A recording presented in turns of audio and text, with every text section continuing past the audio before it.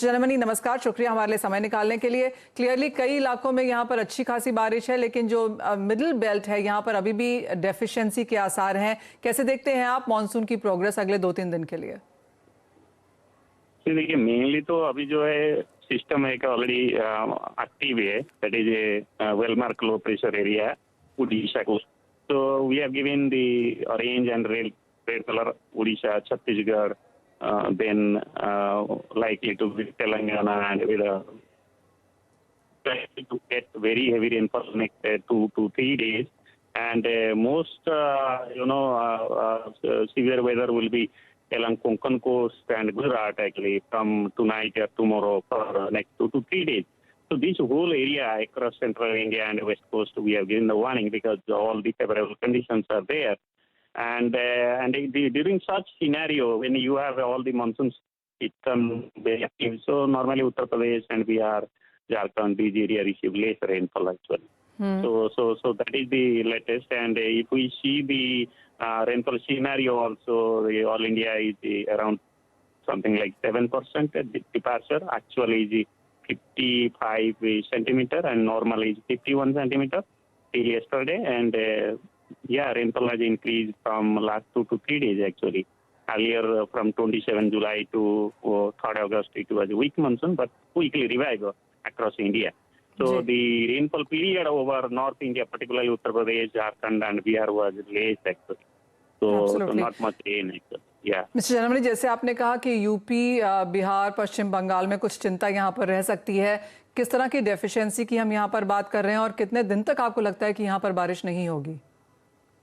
If we see some deficiency has been reduced because as the monsoon trough was near the foothills north of the normal position. So from 28 July on till 3rd August, some improvement has been there. Okay. But rainfall will not be much actually next 3 to 4 days over the deficient area. But the deficient now, like West Uttar Pradesh, it is minus 36%, East Uttar Pradesh minus 43%. And if we see the Jharkhand and Bihar, they are nearly 48 to even Bengal also 48 to 35%. So that remains actually next 3 to 4 days, not much improvement. So only improvement may be from something like 12th or something like that. Some rain may start occur actually. यानी कि UP, Bihar, Bengal में 30 से 40% की deficiency यहाँ पर आगे भी जाके जारी रह सकती है। मिस्टर जनमनी, जून एक डेफिशिएंट महीना था, जुलाई में हमने अबव नॉर्मल बारिश होते हुए देखी। अगस्त आप कैसा देखते हैं? शुरुआत तो यहाँ पर ठीक ही हुई है, लेकिन अगस्त का महीना आप मानसून के लिहाज से कैसे देखते हैं? नहीं, August up to now it is all right. It is just normal, almost 0%. And if we see the normal and actual, the normal is 72 millimeter and actual also 72 millimeter. So it's all right first 7 days. And if we see the problem is that the peninsular India got the higher amount, almost twice the actual. So your northwest and northeast India, they continue to be less rain actually, particularly if you see northwest India, August up to 7 days is minus 15% overall, and northeast minus 16 also, which includes Jharkhand, Bihar and GWP. And particularly in August, first 7 days, Jharkhand, Bihar is minus 40%. And if we come to the Uttar Pradesh, the deficiency is less, some rain it has cut. So what I want to tell, unless the monsoon system or monsoon trough goes north, it's very difficult to get rain over this area.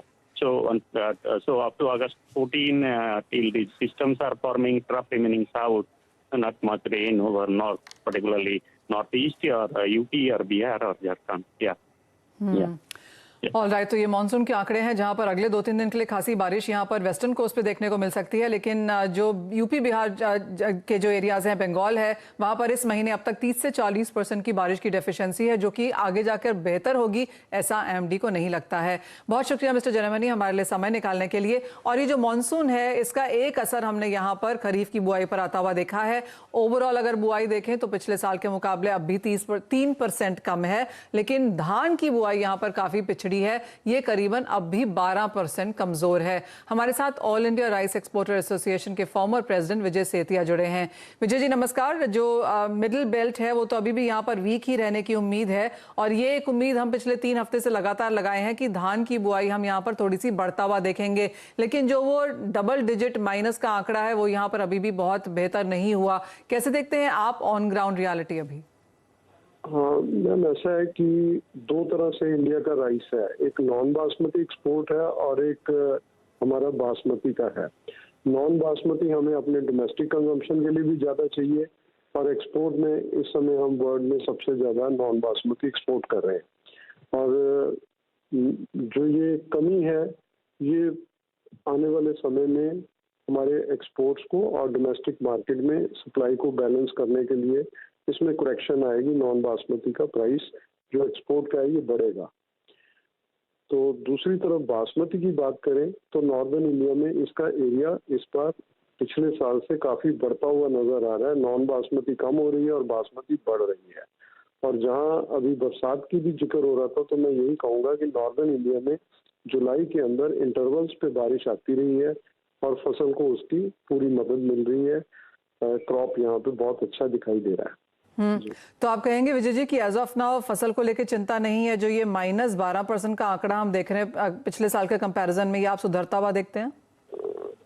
मेरे को middle जो areas है वहाँ showing last, अगर तो ये जो short duration varieties आई हैं तो अगर वो अभी भी लग जाएंगी तो मैं समझता हूँ ये जो आंकड़े में फर्क है वो कुछ और कम हो सकता है। ओके विजय जी, हाँ जी विजय जी, आप प्राइसेस कैसे देखते हैं? क्योंकि अंतर्राष्ट्रीय बाजारों में अच्छी खासी बढ़त देखने को मिली है, भारतीय बाजारों में भी हमने यहाँ पर एनुअली वही 5, 7, 8% की जो बढ़त चावल में रहती है वो यहाँ पर अभी भी बरकरार है। कैसे देखते हैं आप भाव? देखिए, ऐसा है कि बासमती के प्राइसेस तो स्टेबल हैं और अब स्टेबल रहेंगे, क्योंकि इंटरनेशनल मार्केट में इसकी डिमांड जितनी बनी हुई है उससे ये कम नहीं होने वाली और इसके रेट इसी तरह चलेंगे। नॉन बासमती में मेरे को लगता है, क्योंकि जो गवर्नमेंट 80 करोड़ लोगों को राशन दे रही थी उसमें से कुछ मार्केट में भी डाइवर्ट हो रहा है और वो प्राइसेस को नीचे लेके जा रहा था। तो अब जैसे ये अगर गवर्नमेंट ने किसी भी स्टेज पे उसको सप्लाई को रोका या कम किया तो मार्केट में करेक्शन आ जाएगी जी। और कितनी करेक्शन आप बनता हुआ देखते हैं? और अगर 3-4 महीने की बात की जाए नॉन बासमती के लिहाज से, तो किस तरह के भाव रह सकते हैं? आप यही देखिए ना, जो फ्री में चावल मिला वो मार्केट में किस रेट पे बिका और उसने प्राइसेस को कैसे अफेक्ट किया जी। जो गवर्नमेंट की प्रोक्योरमेंट प्राइस है राइस की, अगर उससे बिलो प्राइस पे अभी भी इंडियन मार्केट में राइस बिक रहा है तो that is A clear indication कि पिल्फरेज ही रेट को नीचे लेके आ रही है और कोई बड़ी बात नहीं है। तो ये अब ठीक होने का समय आ गया। गवर्नमेंट ने तो लोगों का भला किया कि भी उनको खाने को मिले और वो काम करें। जिनकी नौकरियां या कोविड में दिक्कत है, सरकार ने उनकी मदद की थी, लेकिन मिडल मैन या कहाँ पे जो भी चूक है गवर्नमेंट उसको भी करेक्ट करे। और मैं ये मानता हूँ कि करेक्शन होने वाला समय आ चुका है। इन्होंने सितंबर तक जो हेल्प करनी है उसके बाद ये दिखाई देगा। ओके, तो क्लियरली 2-1 महीने की बात यहाँ पर बाकी है। विजय जी, बहुत शुक्रिया चावल के ऊपर यहाँ पर बात करने के लिए। तो अभी भी यही माना जा रहा है कि शॉर्ट वैरायटीज देखने को यहाँ पर मिल सकती हैं और उम्मीद यही है कि हम थोड़ा सा ये नंबर और बेहतर होता हुआ देखेंगे। लेकिन खाने के तेल और दालों की महंगाई कम करने के बाद अब सरकार की नजर गेहूं के दामों पर फिर से आई है। सरकार गेहूं की कीमतों पर काबू के लिए आयात ड्यूटी में कटौती कर सकती है। इस बड़ी खबर पर बात करने के लिए हमारे साथ असीम मनचंदा जुड़े हैं। असीम नमस्कार। गेहूं पर इंपोर्ट ड्यूटी में कब तक कितनी कटौती की एक्सपेक्टेशन है, क्या कह रहे हैं आपके सोर्सेज? देखिए, महंगाई के मुद्दे पर सरकार जो है घिरी हुई है। खासतौर पर क्या त्योहारी सीजन जो है शुरू होने वाला है, तो सरकार चाहती है कि इस दौरान जो खाद्य पदार्थों की कीमतें हैं वो काबू में रहें। तो इसके लिए सरकार लगातार कदम जो है उठा रही है। इससे पहले सरकार ने जो खाद्य तेल कंपनियां हैं उनके साथ 3 बैठकों का दौर जो है वो किया। उसके बाद जो खाद्य तेल है उनकी कीमतों में 30 से 35 रुपए की कमी जो है प्रति लीटर आई। उसके बाद सरकार ने जो दाल है उसके आयात की गाइडलाइन जो है जारी करी। 4.5 लाख टन दाल आयात को मंजूरी जो है वो दे दी गई है, जिससे दाल की कीमतें जो है काबू में है।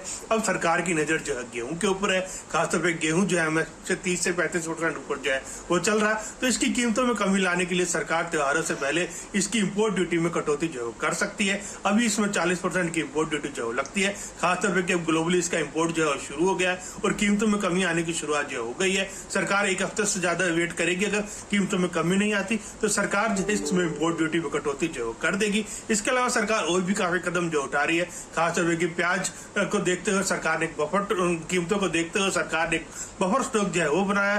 2.5 लाख का टन बफर स्टॉक त्योहारों के दौरान इसको रिलीज किया जाएगा, जिससे प्याज की कीमतें जो है काबू में रहेंगी, टमाटर की कीमतें जो है काबू में है। तो कुल मिलाकर के सरकार जो है महंगाई कम करने के लिए कड़े कदम जो उठा रही है। सरकार को लगता है कि त्योहारी सीजन में पूरी तरह से महंगाई जो है नियंत्रण में रहे। हफ्ते 10 दिन में हम शायद गेहूं पर भी यहां पर कोई स्टेप आता हुआ देखें, लेकिन इसी के साथ एक ब्रेक के लिए रुकेंगे। जब लौटेंगे तो जोड़ेंगे दर्शकों को, अपने साथ लेंगे उनके सवाल।